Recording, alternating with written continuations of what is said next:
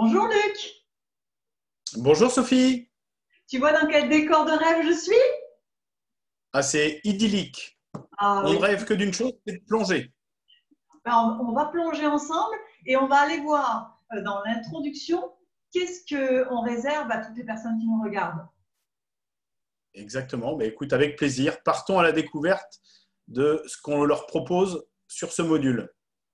Donc c'est parti, go! Eh bien, on va commencer par se présenter en fait, je crois, Luc, non? C'est indispensable. Dans toute relation commerciale, avant de démarrer la vente, il faut se présenter. Alors, c'est pas facile comme exercice, on a fait de notre mieux. Mais la meilleure façon de vous présenter vous-même, c'est de ne pas avoir l'air d'un vendeur. Hein. Surtout, pensez à ça. Les personnes n'aiment pas trop l'image que vous pouvez renvoyer de vous. Soyez assez travaillez dessus. Parce que si vous êtes trop sûr de vous et que vous vous la pétez, ça, ça, ça va induire quelque chose qui va, vous allez être mis à l'écart. Donc, c'est une part de séduction. Vous devez séduire dans le bon sens du terme, Luc, non?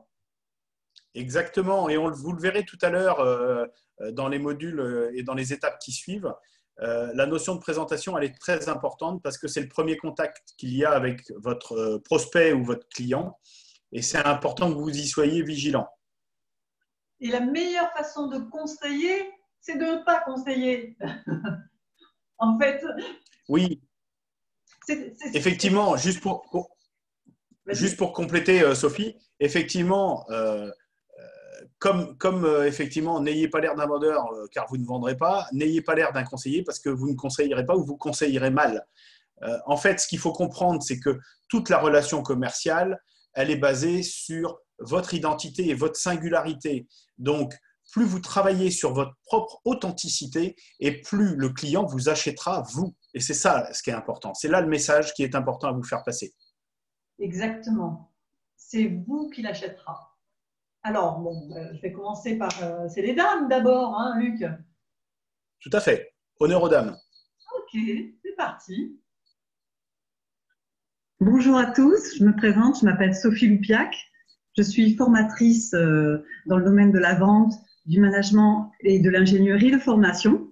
En ce qui concerne donc mon parcours, j'ai commencé par faire une école de commerce et pour finalement financer mes études, j'ai tout de suite vendu dans divers mondes, celui des camping-cars, celui du monde de la cuisine.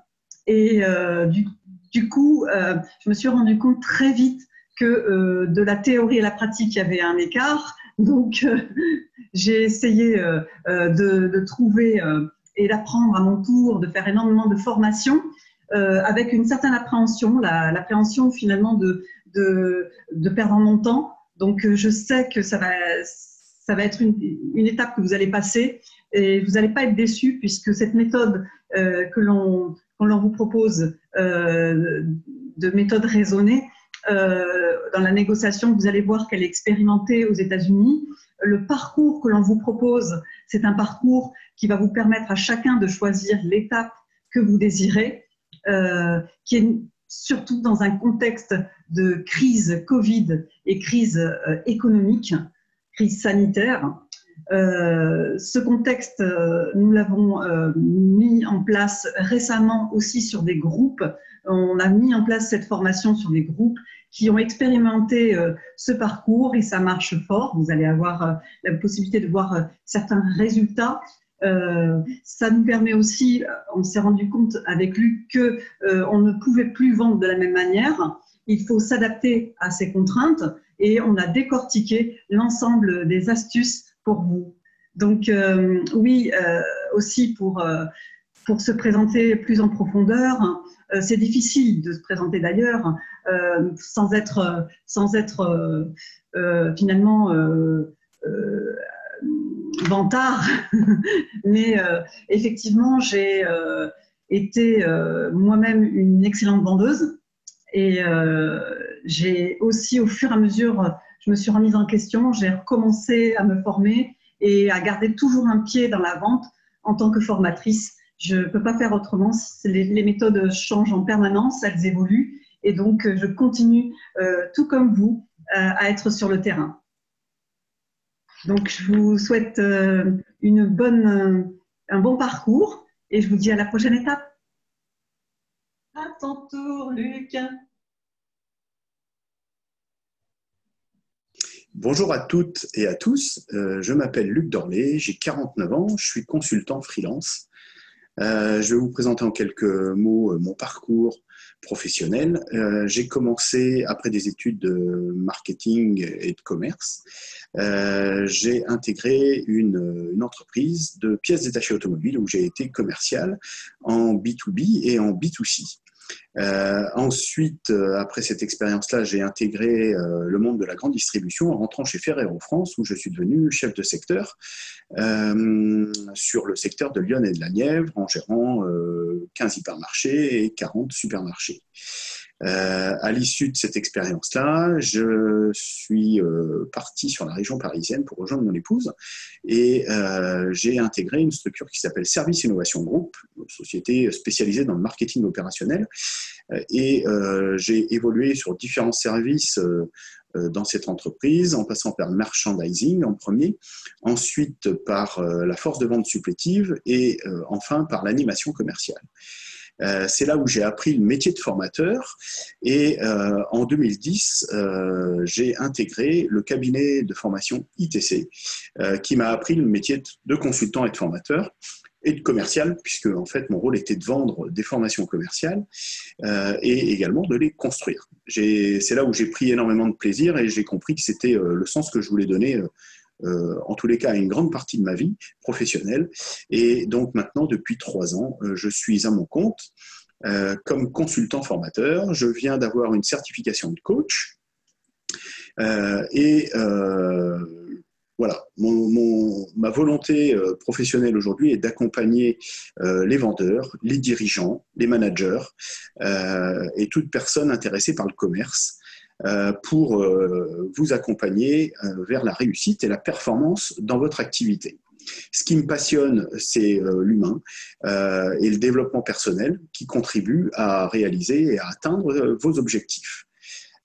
J'ai voulu construire avec Sophie ce partenariat parce que voilà, nous travaillons en confiance, nous nous complétons dans nos compétences professionnelles et c'est ce qui fait que nous avons aujourd'hui réussi à mettre en place cette formation qui vous est complètement dédiée et destinée.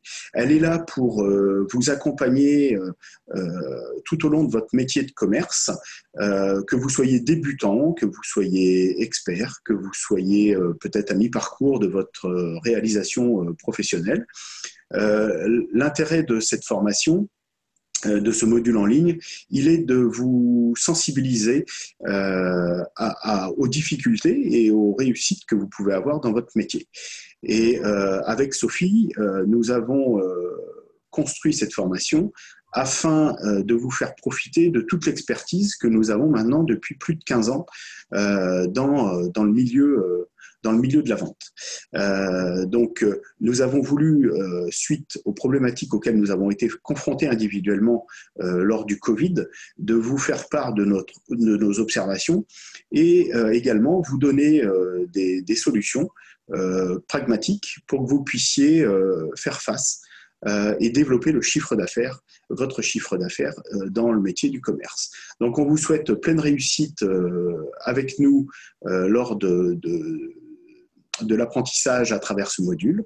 Nous restons à votre écoute, bien entendu, puisque ce module, il est là pour vous aider, mais notre volonté est aussi de vous accompagner et de vous aider dans votre métier.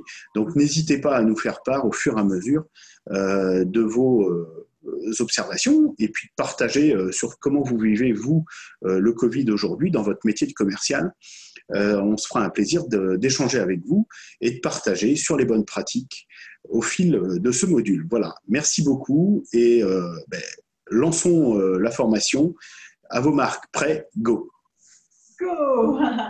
Alors Luc, avant qu'on enchaîne sur notre mission, je voulais juste clôturer ce chapitre de présentation et de dire que nous travaillons ensemble depuis plusieurs années et dans divers mondes. On a formé jusqu'à 1500 personnes par jour dans le monde de l'automobile, dans le monde notamment de la cuisine, mais aussi pour ma part de la pharmaceutique, de l'aéronautique, mais aussi des piscinistes, plein de monde.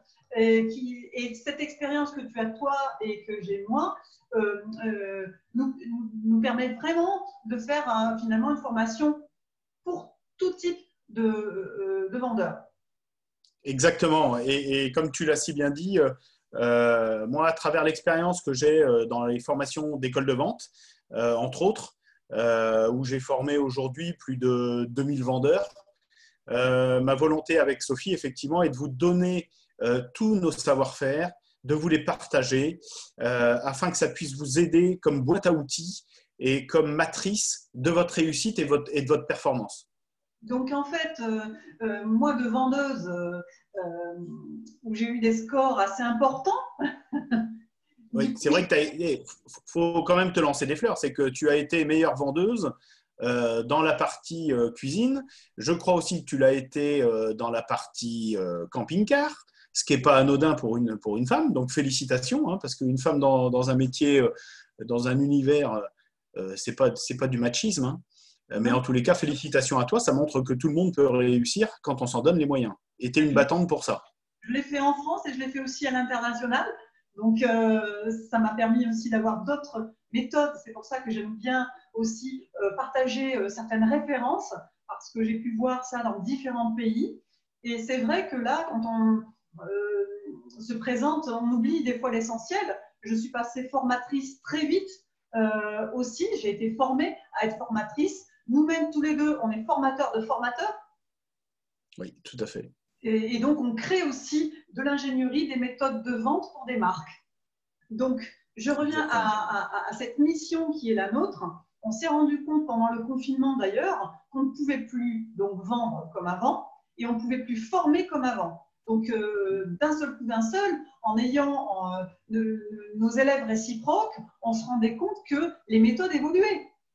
Tout à fait. Et il a fallu créer de nouvelles choses. C'est pourquoi, depuis, on s'est mis sur cette mission de vous apporter un maximum de choses. Entre-temps, ça a été testé sur des groupes et ça marche super fort parce qu'effectivement, ça lève énormément de freins.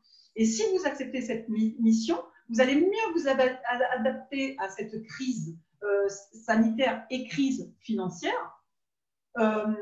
Notamment parce que vous allez rester vous-même, hein, on va pas vous modifier, on n'est pas là pour vous formater, ce n'est pas une méthode au sens strict à respecter, c'est un parcours qu'on vous propose, à vous de l'intégrer ou pas, parce qu'il y a certaines choses que vous ne sentirez pas, mais si vous utilisez l'ensemble des plus et des astuces, vous allez voir les résultats. Et c'est pour ça qu'à la fin du support écrit que vous allez avoir, il y a une case témoignage et il y a quelques témoignages de personnes qui ont eu envie de dire voilà, c'était super et aujourd'hui ça marche.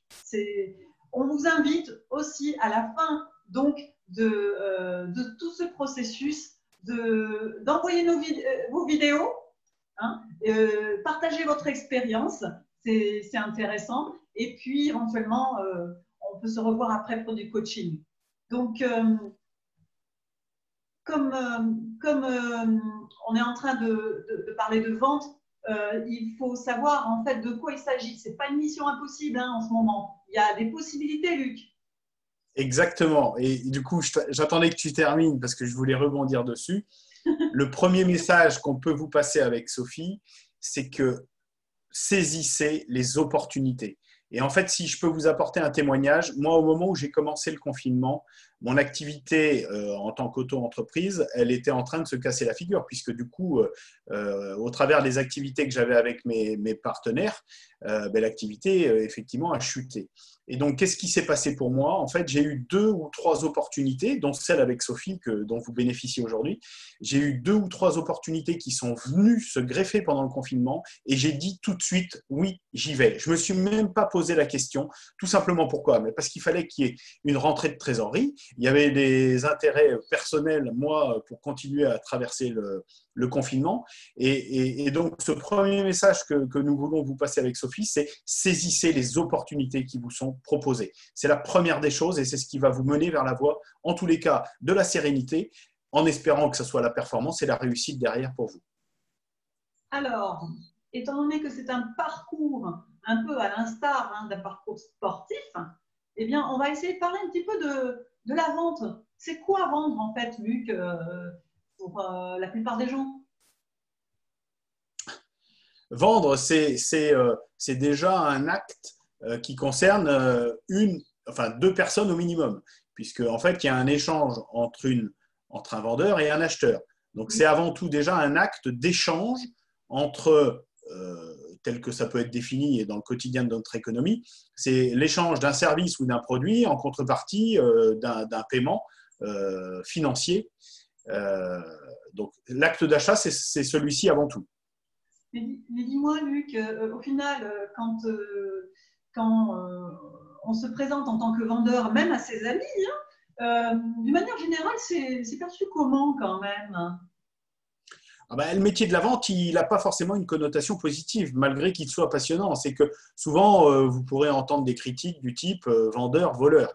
Ça, c'est des choses qu'on entend en termes de critiques. Mais sortez de ces sentiers battus-là, parce que souvent, c'est une très mauvaise image, parce qu'on part du principe que le vendeur va s'en mettre plein les poches, ce qui est totalement faux. Si vous creusez dans certains domaines, vous verrez qu'il ne s'en met pas plein les poches, ne serait-ce que dans l'automobile, où les primes touchées sur une vente automobile, elles sont entre 20 et 50 euros sur un véhicule d'entrée de gamme. Donc voilà, tout le monde ne gagne pas. Si on veut gagner de l'argent, effectivement, il faut engendrer du volume et de l'expérience pour pouvoir atteindre des 2 000 ou 3 000 euros minimum au bout de 2-3 ans. Voilà. En tout cas, s'il y a une connotation négative, ça veut dire qu'on va devoir plus convaincre. C'est un challenge. Prenez-le comme un défi. Finalement, on n'est pas là pour révolutionner le métier, mais la plupart des gens que l'on a formés, Luc, ce sont des bons vendeurs. Et aussi, on pourrait dire, ce qu'ils ont de particulier, c'est qu'ils sont honnêtes, généreux, efficaces. On en a besoin du vendeur. Donc, soyez excellents, c'est certain. Et ce qui est important dans le métier de la vente, c'est que tous les profils sont assujettis pour être vendeurs. Donc, il n'y a pas des profils plus que d'autres. Donc, qu'on soit bon dans le relationnel, qu'on soit cartésien, qu'on soit bien organisé ou qu'on soit peut-être un petit peu bordélique, bon, il faut éviter de le cacher. C'est mieux de le cacher. Quand on présente un bureau, il faut qu'il soit propre. Mais en tous les cas, le relationnel prime, l'authenticité prime, la performance prime, le fait d'aller droit au but prime. Donc, tous les profils correspondent au métier de commercial. En tout cas, laissez une empreinte positive. Parce que clairement, si vous n'avez pas envie de vendre et que vous vendez, ça va se sentir. C'est clair que l'envie se partage, ça se communique, c'est contagieux. Tu parlais de passion tout à l'heure, mais c'est un métier de passion, c'est certain. Et automatiquement, il faut engager la confiance. Et pour engager la confiance, il faut comprendre votre client. Il faut aimer le comprendre aussi. Et il faut aimer vos clients. Sinon, c'est difficile de faire semblant. Ça se voit quand on le joue. Donc, l'envie, c'est un mot qui va revenir très, très souvent parce que nous aussi, on veut vous communiquer cette envie de vendre avec plaisir et de bien présenter votre entreprise, vos services avec passion et pour fidéliser et être recommandé, quoi. La conviction, elle sera soit dans le produit ou dans la relation. Parce que je connais des vendeurs qui n'aiment pas les produits qu'ils vendent. Mais par contre, ils sont passionnés par le contact et la relation. Donc, il y a forcément un point important qui va faire que vous allez être impliqué dans votre relation commerciale. Et donc, ceux qui regardent cette formation mais qui sont déjà vendeurs, si vous avez cette particularité de vendre que ce qui vous fait plaisir, essayez de prendre le challenge, d'ouvrir un petit peu plus vos perspectives. Parce que c'est vrai que la plupart du temps, Luc, eh bien, le vendeur va orienter sur ce qu'il aime. Mais ce n'est pas ça le plus important. C'est qu'aime le client qu'il faut vendre. Oui, Alors, effectivement, vous allez devoir vous adapter par rapport à ce que veut le client. Et ça, c'est la grande particularité. Ce n'est pas vous qui vendez ce que vous aimez, c'est que vous vous adaptez pour que le client aime ce qu'il va acheter. alors pourquoi il achète?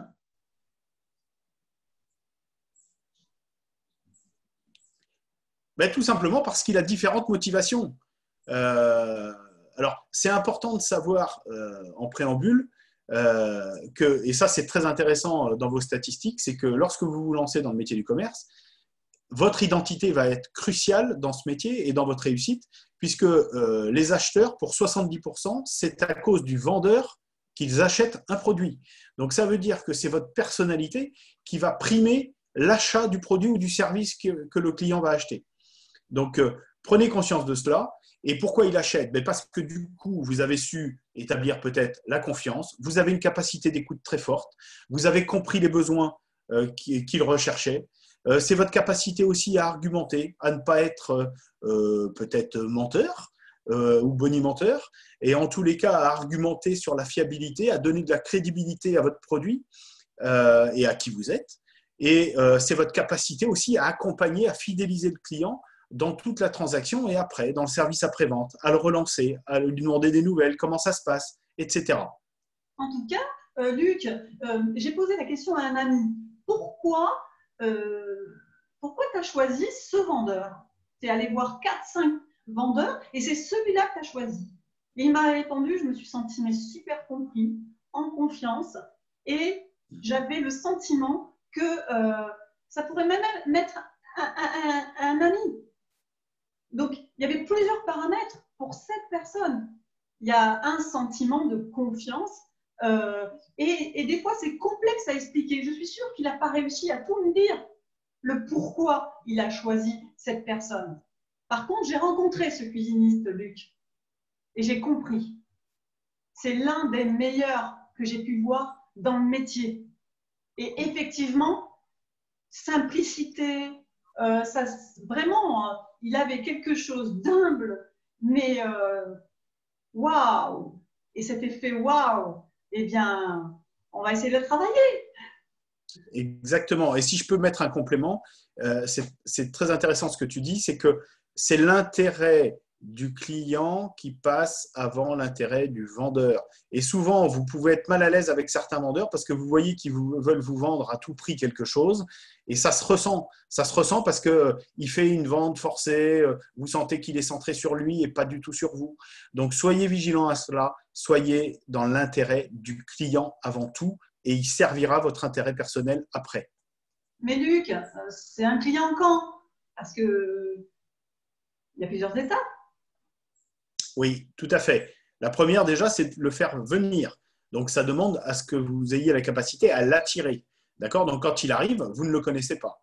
Ensuite, une fois qu'il arrive chez vous, il arrive comme visiteur.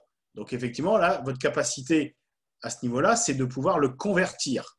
Et ensuite, du coup, il devient prospect, c'est-à-dire que là, il va être dans la phase où il peut être intéressé, mais il n'a pas encore acheté.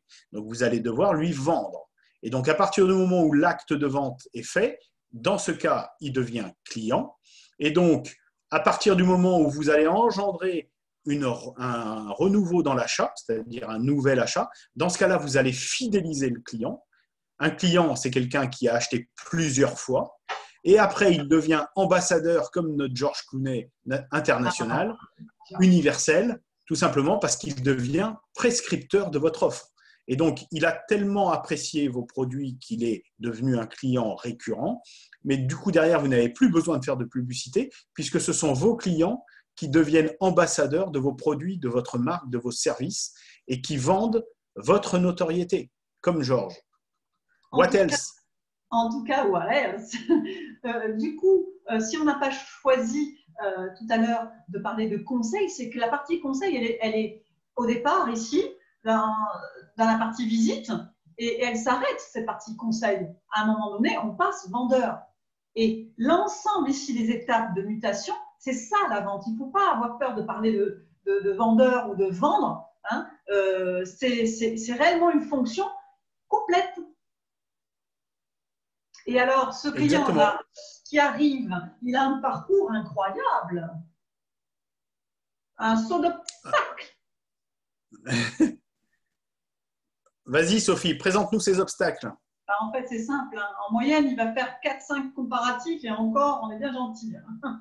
Donc, effectivement, il a besoin de mesurer. Il va prendre le temps, en règle générale. C'est très difficile de faire de la vente en one shot. Et du coup, parce que maintenant, on prend le temps, on a peur de s'engager trop vite. Parce que tout simplement, au départ, ça part par ses besoins, il cherche, hein. Après, il va sélectionner.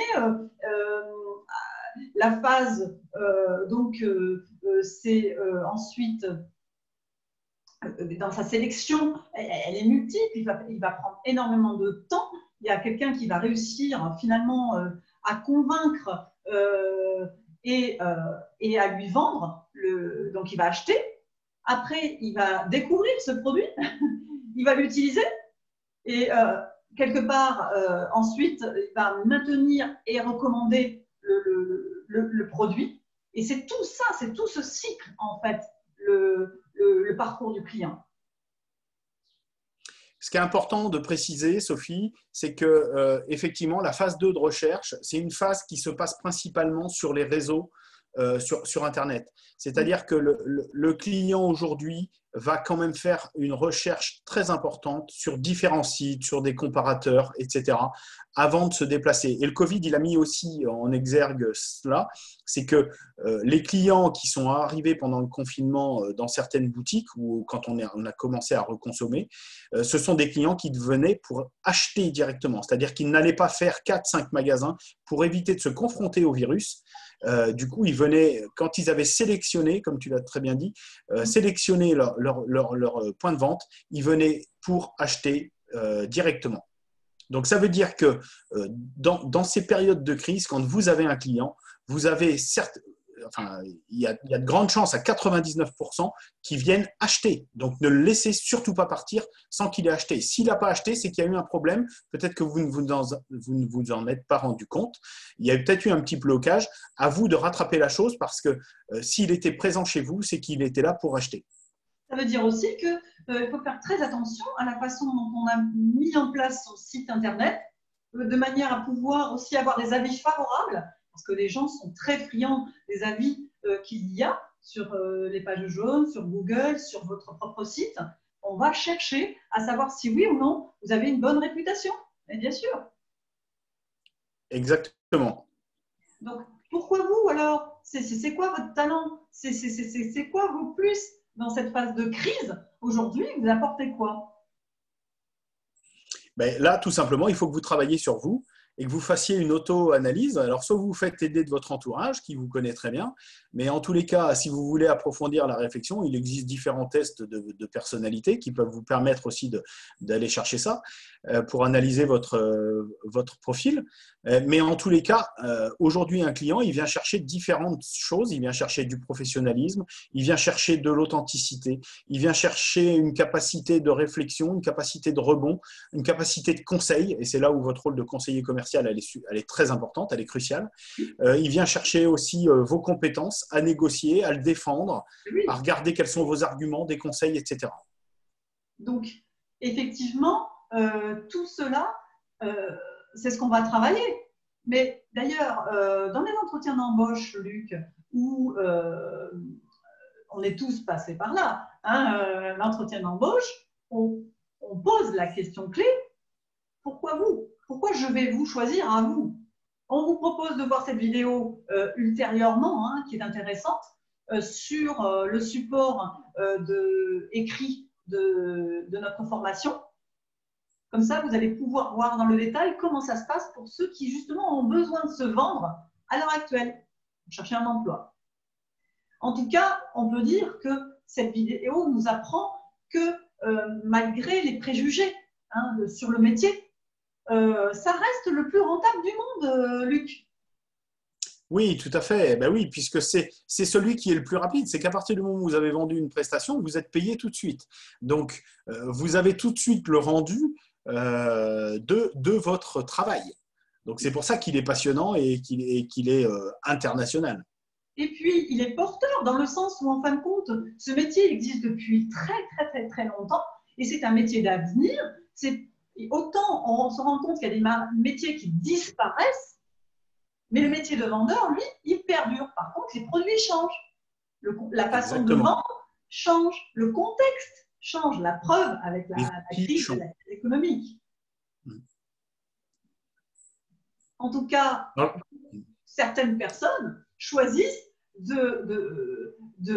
volontairement, et c'est sans les juger, d'être une star de la vente. Parce qu'il y a du succès, parce qu'on vit des choses extraordinaires quand on est un excellent vendeur.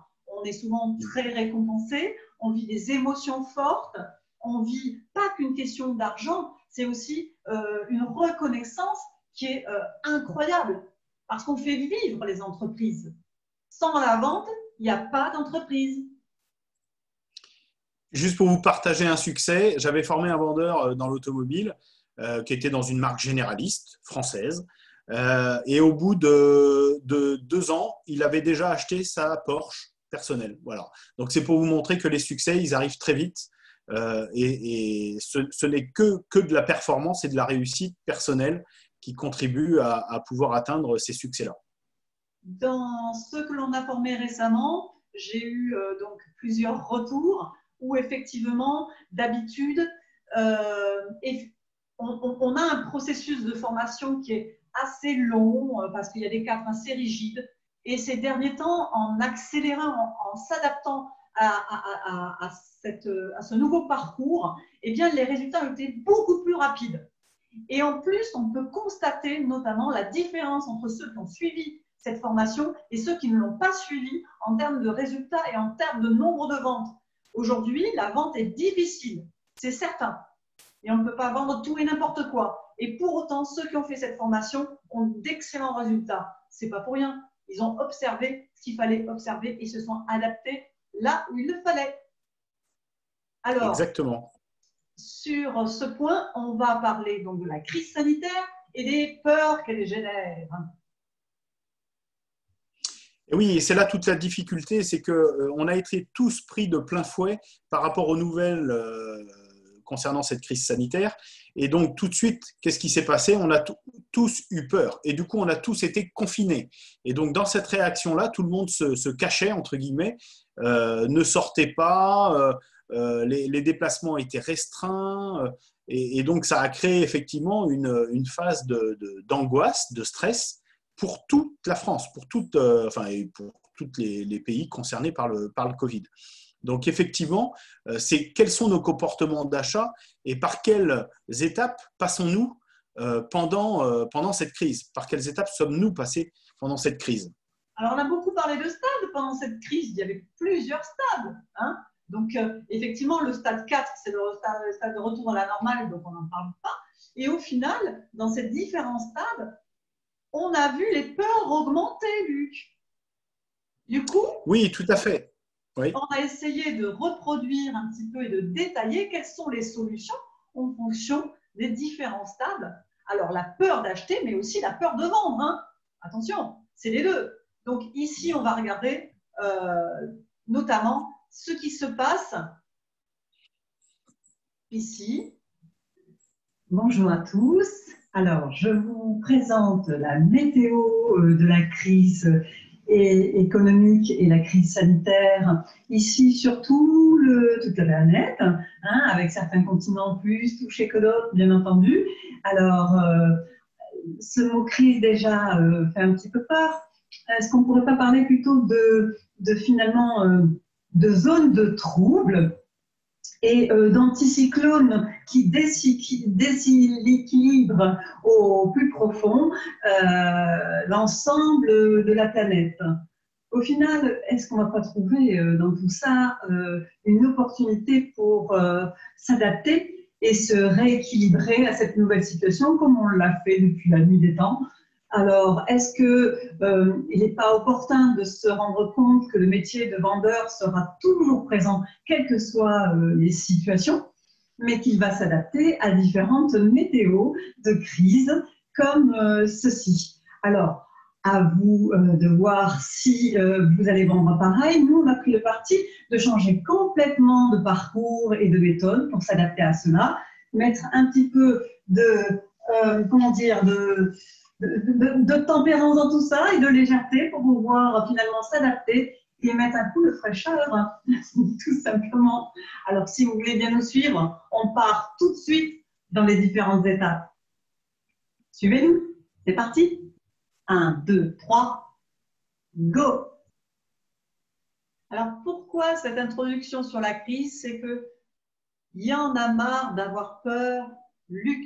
Il y en a marre d'un discours inflammatoire ou militaire pour parler de la crise. Il faut être optimiste. Donc, face aux solutions que l'on va voir ensemble, et notamment donc, de ce qui se passe ailleurs, en Suisse notamment, il s'est passé qu'il n'y a pas du tout eu la même information sur les gestes barrières et autres. Il n'y a pas eu de confinement dans certains endroits de la même manière que chez nous. Il n'y a pas eu les mêmes peurs. Et les vendeurs, donc parce que j'ai effectivement aussi formé des personnes en Suisse pendant le confinement, j'ai eu des retours totalement différents. Ça n'avait rien à voir. Les comportements étaient totalement différents, uniquement pour une question de discours. Alors, pas de confinement en Allemagne, pas semi-confinement en Suisse, et pour autant, il y avait tous les enfants qui avaient des masques à l'école.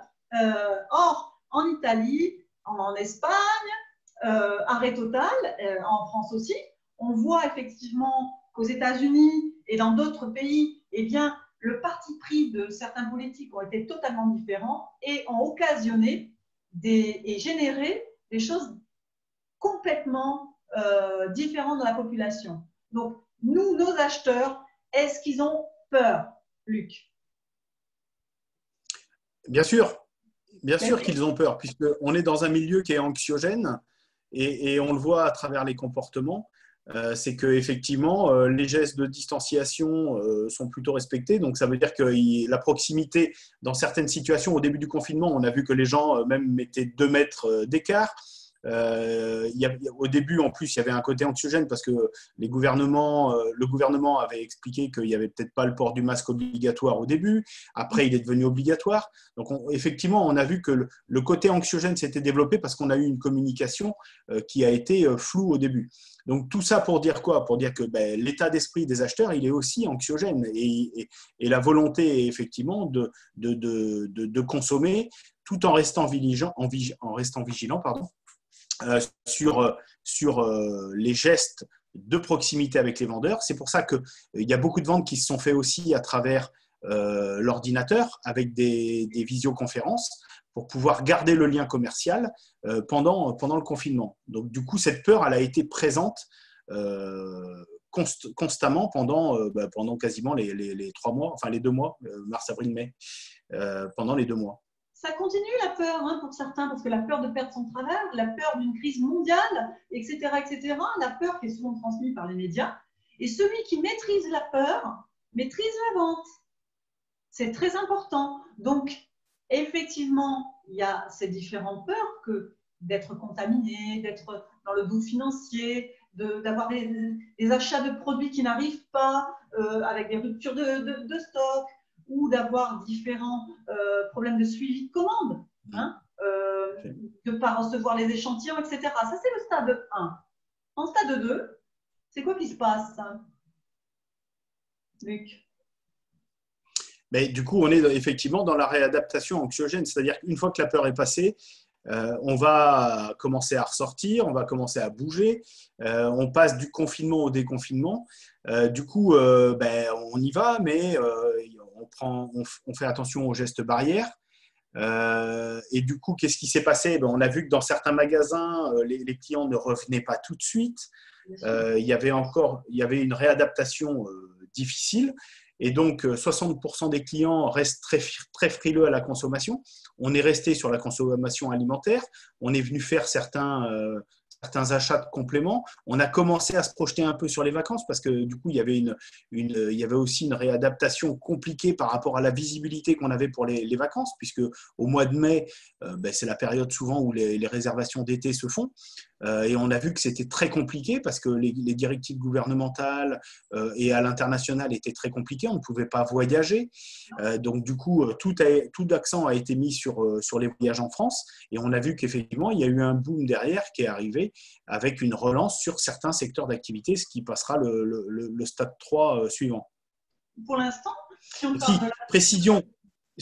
précision importante sur le point 2, excuse-moi, parce que du coup, je voulais aussi le rajouter, c'est le fait que le point 2, il est sur l'épargne. Et on a vu qu'effectivement, énormément de Français avaient épargné quasiment 50 milliards d'euros, ce qui montre qu'en fait, qu'il y a de l'argent qui a été mis de côté, pas pour, enfin, en tous les cas, pas pour l'investir tout de suite, mais pour voir après à quoi ça allait servir en termes d'achat ou de relance économique. Là, on parle de la France, mais par exemple en Corse, la fréquentation, du fait du ferry, du fait des vols, eh bien, est à moins 50%, par exemple, hein, notamment. Et étant donné que cet été, il y a aussi des petits soucis en Guadeloupe, etc., eh bien, sur les dom-toms, il y a une fréquentation très, très, très réduite. Pour le stade 3, déconfiner rime avec opportunité. Yes. Alors dis-moi, parle-moi de ce stade 3 là. Mais, tout simplement, c'est que à partir du moment où il y avait besoin de relancer l'activité, relancer de la trésorerie, retrouver un rythme normal, l'idée, effectivement, était d'être sensible aux opportunités qu'il pouvait y avoir. Et comme l'économie devait se relancer, il a fallu, effectivement, que chaque acteur économique soit opportun, créatif, imaginatif, pour offrir une offre de produits et de services qui puisse réattirer le client pour reconsommer.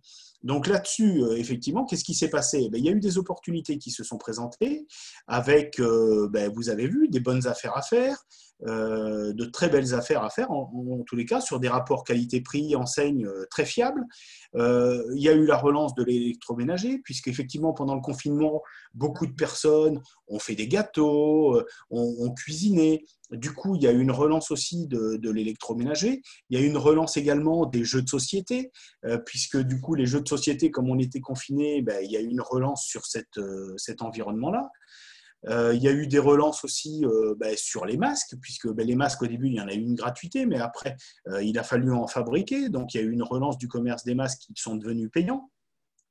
Donc voilà, les espaces de jardin aussi, effectivement, puisqu'on restait plus longtemps confinés, il y a eu le développement des piscines, le chiffre d'affaires des piscines, le développement des espaces verts, avec des terrasses refaites, du mobilier de jardin, etc., des barbecues.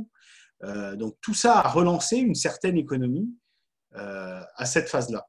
Alors, juste après la période de confinement, l'achat numéro 1, c'était les jouets. Parce que les enfants aussi, automatiquement, avaient moins de jouets. Et beaucoup d'achats d'ordinateurs, d'iPhone, ce genre de choses. En tout cas, derrière un problème, il y a toujours une solution et des opportunités. Donc, vous voyez qu'il faut les saisir. La solution, c'est aussi l'empathie dans tout ça. Mais effectivement, ce qui est important dans cette notion-là, c'est d'aller comprendre où sont les services recherchés par les clients aujourd'hui. On va consommer de manière différente. Je pense que le confinement, il a développé aussi les petits producteurs locaux, ce qui fait qu'on a eu un commerce de proximité avec des producteurs locaux sur l'alimentaire, sur les produits primeurs, qui s'est redéveloppé. Et ça, je pense que c'est bénéfique pour l'économie française. Du coup, ça a pu permettre à certains producteurs de sauver leur affaire. Et tout ça, ça montre quoi? Ça montre effectivement qu'il faut être à l'écoute du client, être observateur de son mode de consommation et d'achat, parce qu'effectivement, il est en train de transformer ses achats et son mode de consommation. Alors, c'est quoi l'empathie ou l'effet miroir? Tu peux étayer? Oui, l'empathie, c'est la capacité d'une personne à comprendre l'autre. dans sa difficulté, dans l'univers dans lequel il est ou il vit. Quand une personne n'est pas bien, on va avoir de l'empathie pour elle parce qu'on va comprendre si elle est fatiguée, si elle est malade. On va on va comprendre sa difficulté parce qu'on va avoir une certaine bienveillance sur elle, respect et un regard qui fait qu'on s'intéresse à elle. Donc l'empathie, c'est cela.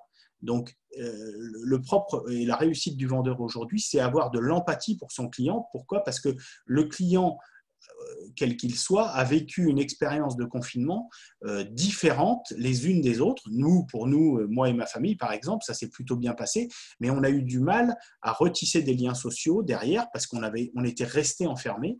La dynamique familiale, elle s'est bien déroulée, mais après, le lien social, on a vu qu'on a perdu en vocabulaire, par exemple, dans l'expression. Pourquoi? Parce qu'on était moins en lien avec les autres, on discutait moins, on lisait moins, peut-être aussi, parce qu'on était peut-être plus tourné vers Netflix. Netflix, ça a bien fonctionné pour eux, par exemple.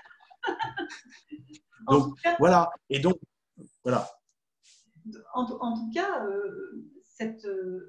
les solutions qu'ont trouvées le gouvernement pour le déconfinement a été différente en fonction des métiers, des secteurs de métiers, où le masque était obligatoire, c'était d'autres contraintes, etc.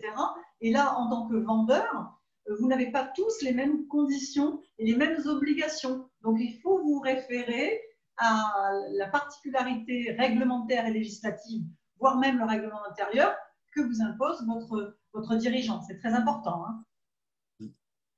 Tout à fait. Donc, en fait, tout ça pour vous expliquer que maintenant, on va vous présenter 9 étapes qui sont finalement accueillir, découvrir, prouver, choisir, créer et ajuster, contrer et réfuter les objections, argumenter, négocier, conclure et cimenter, et prendre congé, suivre son client. Tout ça, en fait, Luc, ça ne prend pas le même temps, la notion de temps. Non. Effectivement, cette notion de temps, elle est très importante parce qu'elle va vous permettre de structurer votre accompagnement commercial. Et vous le voyez déjà dans les chiffres, c'est qu'effectivement, il y a un gros temps qui est mis sur la découverte. Pourquoi? Parce que c'est la phase cruciale où vous allez vous intéresser à votre client. Donc, si vous passez moins de 50% de temps sur la découverte, vous risquez de manquer des informations cruciales qui vont vous permettre d'adapter votre offre et votre produit et service. En tout cas, cette notion de temps des fois, a un écart avec le rendement. Et là, on a préféré vous parler de la notion de rendement. Automatiquement, c'est très important de bien regarder cela parce que ne prenez pas un chrono en disant voilà, j'ai 10 minutes pour accueillir, 50 minutes pour découvrir, 30 minutes. Ce n'est pas ce qu'on vous propose. On est en train de vous dire que dans les étapes de la vente, il y a eu des études, c'est fondé, effectivement, que la découverte prend beaucoup plus de temps que le reste, mais après, ça peut dépendre du client. Hein? Donc, c'est une généralité. En tout cas, les 9 étapes, vous allez les découvrir comme ceci dans l'ensemble du parcours. Sur la forme écrite, parce qu'on a choisi 3 supports avec Luc, la forme audio, la forme écrite et la forme vidéo. Donc, la forme vidéo, vous aurez des étapes, une par une, et des vidéos différentes à chaque fois qu'il y a une étape. Donc, si vous ne souhaitez pas, pour des raisons X ou Y, de faire l'ensemble de bout en bout sur la version écrite, que vous pouvez accélérer avec les flèches que vous aurez en bas de votre iPhone et de votre écran, ou en sélectionnant les icônes 1, 2, 3, 4 jusqu'à 9, eh bien, vous pourrez aussi bien aller sur les vidéos et sur les vidéos de manière individuelle, les regarder ou les re-regarder si vous aimez ça. Notamment la partie vidéo gag. Et oui, mais c'est là aussi où c'est important de comprendre, c'est que pour Sophie et moi, ça a été une nouveauté de développement. Donc, on a saisi une opportunité, mais c'est tout ça pour vous sensibiliser à quoi? C'est que quand on se lance une première fois dans un domaine ou dans une activité, il faut avoir la capacité aussi de se remettre en cause.